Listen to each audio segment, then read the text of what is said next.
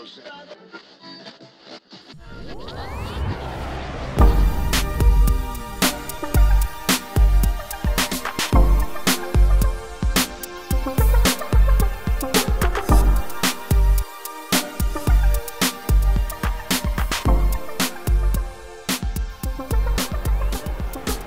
bizarrely, one of the things that inspired this book was reading about the lives of the 9/11 hijackers.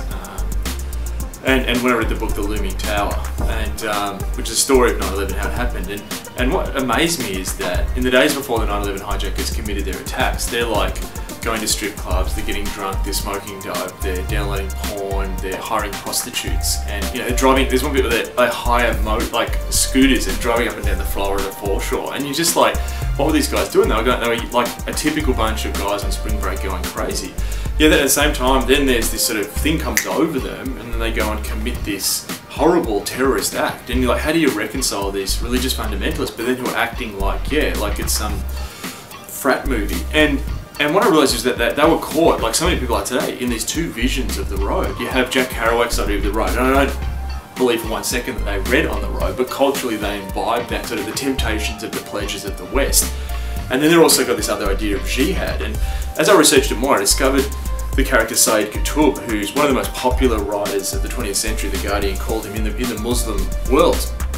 And what happened to him is he arrived in America around the same time as Jack Kerouac was, going on the road. And he arrives in New York, and he arrived as quite a moderate, an intellectual, but his encounter with the West and what he saw as the sort of licentiousness of the West pushed him to fundamentalist Islam.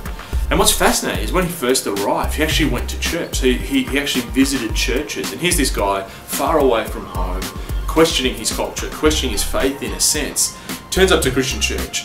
And it's not like this guy wouldn't have not been exposed to church, and 10% of the Egyptian population are Christian. He knew Coptic Christian friends.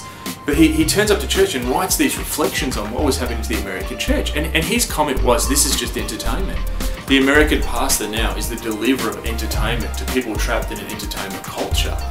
And he literally looks at Christianity and what was developing after the war, the sort of genesis of contemporary Christianity, and he goes, I don't want a part of this. This form of faith is completely impotent to deal with the spiritual challenges of the West, and this pushes him into this jihadist viewpoint. He writes this down and personally inspires Bin Laden and Ayman al-Zawahiri and it's a whole fundamentalist jihadist movement in the West. Actually, that's a fascinating sort of insight, from outside into what was happening at that time.